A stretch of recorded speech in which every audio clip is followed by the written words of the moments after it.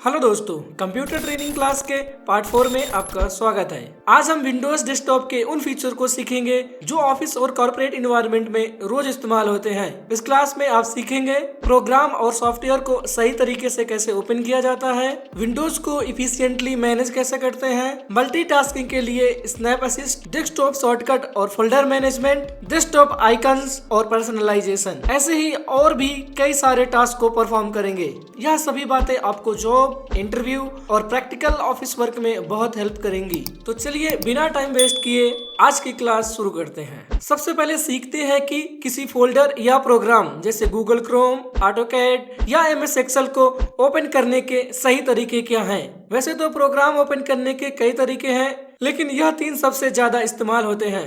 Desktop shortcut से, अगर आपने डेस्कटॉप पर किसी प्रोग्राम का शॉर्टकट बना रखा है तो माउस कर्सर को उस आइकन पर ले जाएं और डबल क्लिक करें, या फिर आइकन पर राइट क्लिक करें और सबसे ऊपर दिए गए ओपन के ऑप्शन पर क्लिक करिए। चलिए अब इसे क्लोज कर देते हैं। दूसरा है टास्क बार से। यह सबसे आसान तरीका है। अगर कोई प्रोग्राम आपके टास्क बार में पिन है तो आपको बस उस पर एक बार सिंगल क्लिक करना है और प्रोग्राम खुल जाएगा। तीसरा है स्टार्ट मेनू से। यह एक प्रोफेशनल तरीका है।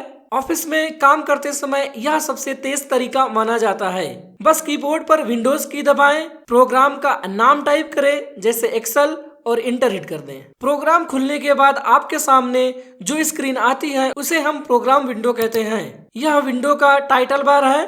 किसी भी विंडो के टॉप राइट में 3 मेन बटन होते हैं। यह मिनिमाइज बटन है। इस पर क्लिक करने से विंडो छिपकर टास्क बार में चली जाती है। इसे वापस लाने के लिए टास्क बार में उसी प्रोग्राम आइकन पर फिर से क्लिक करें। यह मैक्सिमाइज बटन है। इस बटन से आप विंडो को फुल स्क्रीन कर सकते हैं। जब विंडो फुल स्क्रीन होती है तो यह बटन रिस्टोर डाउन बन जाता है, जिस पर क्लिक करने से विंडो अपने पिछले छोटे साइज में आ जाती है।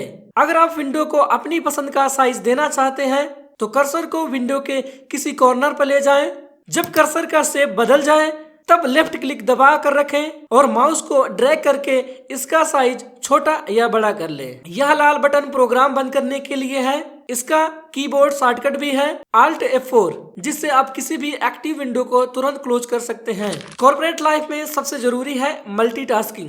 मान लीजिए आपको एक तरफ क्रोम से डाटा देखना है और दूसरी तरफ वर्ड में टाइप करना है। इसके लिए हम स्नैप असिस्ट या स्प्लिट स्क्रीन का इस्तेमाल करते हैं। आइए सीखते हैं इसे कैसे करें। विंडोज के ऊपरी हिस्से यानी टाइटल बार पर कर्सर ले जाएं और लेफ्ट क्लिक दबाकर रखें। अब विंडो को स्क्रीन के एकदम लेफ्ट या राइट किनारे तक खींचें और छोड़ दें। दूसरी तरफ से अपना दूसरा प्रोग्राम जैसे क्रोम सेलेक्ट कर लें। इससे आपकी स्क्रीन 2 बराबर हिस्सों में बट जाएगी और आप एक साथ 2 काम कर पाएंगे। इसका एक शॉर्टकट भी है। कीबोर्ड पर विंडोज की प्लस लेफ्ट या राइट एरो दबाएं। इससे आपकी स्क्रीन 2 बराबर हिस्सों में बट जाएगी। कॉर्पोरेट ऑफिस में काम करते समय बचाना सबसे जरूरी है।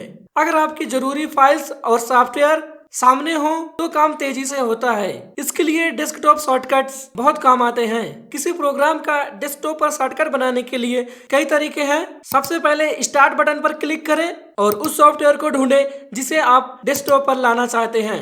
अब उस सॉफ्टवेयर पर राइट क्लिक करें, फिर मोर पर जाएं, फिर ओपन फाइल लोकेशन पर क्लिक करें। अब जो विंडो खुलेगी उसमें उस सॉफ्टवेयर के आइकन पर फिर से राइट क्लिक करें। सेंड टू चुनें, डेस्कटॉप क्रिएट शॉर्टकट पर क्लिक कर दें। शॉर्टकट बनाने का दूसरा सबसे आसान तरीका, बस स्टार्ट बटन पर क्लिक करें, सॉफ्टवेयर को ढूंढें, उस पर माउस का लेफ्ट बटन दबाकर रखें और उसे खींचकर सीधे डेस्कटॉप पर लाकर छोड़ दें। आइए अब एक और तरीके को देखते हैं, फोल्डर या फाइल का शॉर्टकट बनाना। अगर आपकी कोई फाइल किसी ड्राइव के अंदर छुपी है तो डेस्कटॉप पर राइट क्लिक करें, फिर न्यू में जाएं, फिर शॉर्टकट पर क्लिक करें।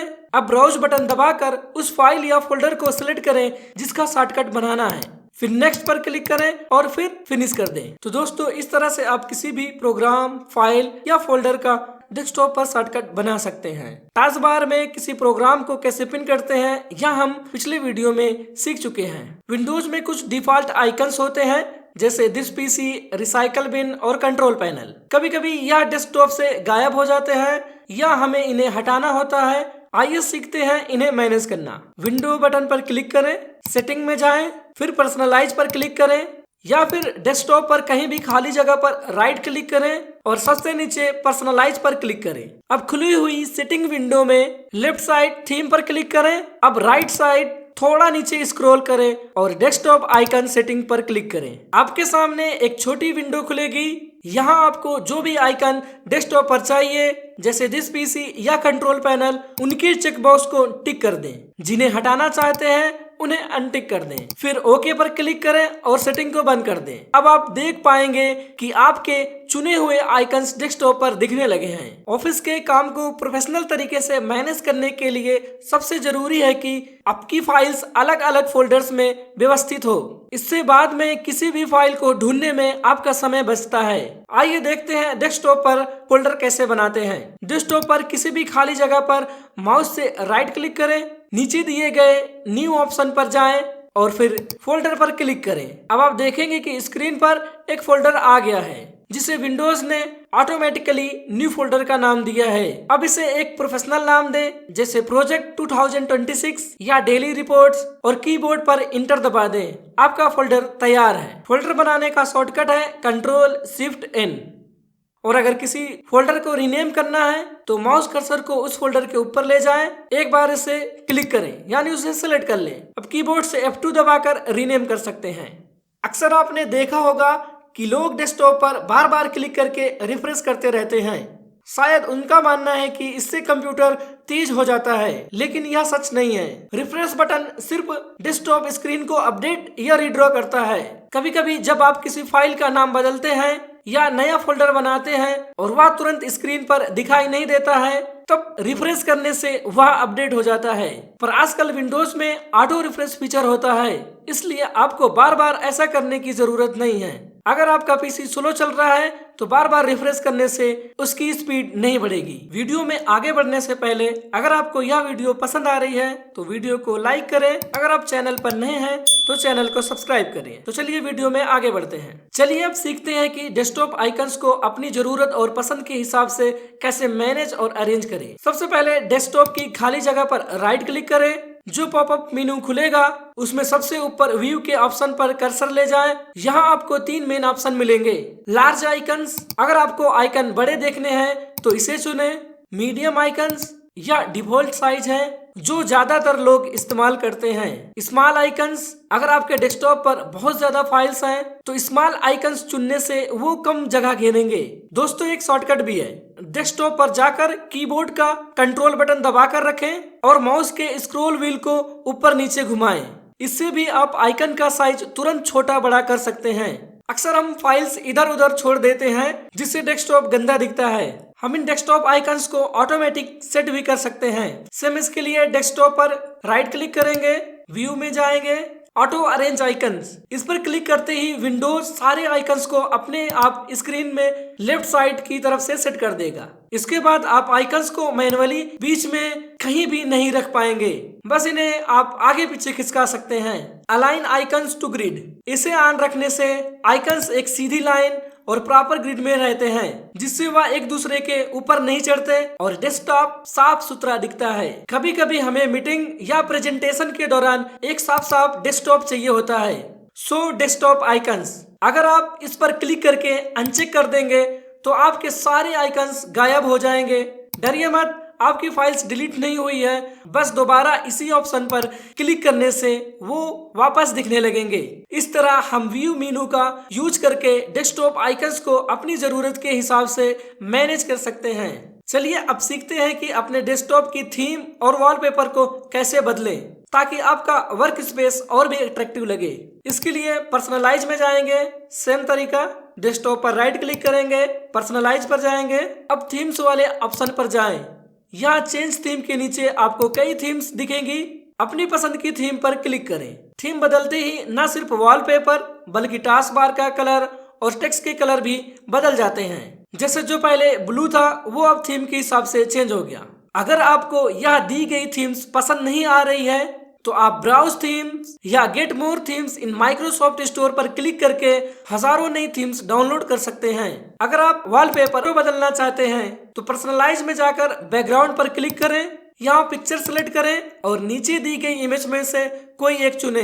अपनी पसंद की फोटो लगाने के लिए ब्राउज बटन पर क्लिक करें और अपने कंप्यूटर से अपनी कोई भी फेवरेट फोटो सेलेक्ट करके चूज पिक्चर कर दें। बस आपका वॉलपेपर अपडेट हो गया। अब बात करते हैं स्क्रीन सेवर की। ऑफिस में जब आप ब्रेक लेते हैं तो स्क्रीन पर आपका नाम घूमता हुआ दिखाई दे तो यह काफी प्रोफेशनल लगता है। आइए देखते हैं यह कैसे होगा। डेस्कटॉप पर राइट क्लिक करें और पर्सनलाइज में जाएं। अब बाईं तरफ दिए गए लॉक स्क्रीन पर क्लिक करें, बिल्कुल नीचे स्क्रॉल करें और स्क्रीन सेवर सेटिंग पर क्लिक करें। अब जो छोटी विंडो खुलेगी उसमें स्क्रीन सेवर के नीचे ड्रॉप डाउन मेनू से 3D टेक्स्ट को चुने। बाय डिफॉल्ट में यहाँ विंडोज का नाम लिख के आता है। अब अगर आपको अपना नाम लिखना है इसके लिए सेटिंग पर क्लिक करें, कस्टम टेक्स्ट वाले बॉक्स में अपना नाम टाइप करें। यहाँ आप टेक्स्ट के घूमने का तरीका भी बदल सकते हैं, जैसे मैं यहाँ से स्पिन सेलेक्ट कर लेता हूँ और ओके कर दें। प्रीव्यू बटन पर क्लिक करके देखें कि यह कैसा लग रहा है।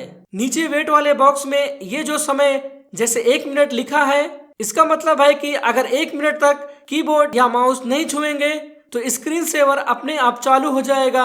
आप इसे अपनी मर्जी के हिसाब से कम या ज्यादा कर सकते हैं। तो दोस्तों, आज की क्लास में हमने सीखा कि विंडोज डेस्कटॉप को प्रोफेशनल तरीके से कैसे मैनेज किया जाता है। हमने जाना प्रोग्राम को ओपन करने के स्मार्ट तरीके, विंडोज मैनेजमेंट और स्नैप असिस्ट से मल्टीटास्किंग, डेस्कटॉप शॉर्टकट्स और फोल्डर मैनेजमेंट, थीम्स और वॉलपेपर चेंज करना, स्क्रीन सेवर सेट करना।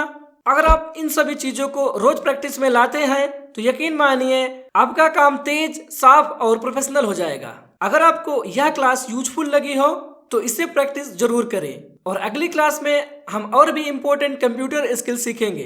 वीडियो को लाइक करें, अगर आप चैनल पर नए हैं तो चैनल को सब्सक्राइब करें और इसे अपने दोस्तों के साथ शेयर करें जो भी कंप्यूटर सीखना चाहते हैं। मिलते हैं अगली वीडियो में, तब तक प्रैक्टिस करते रहिए।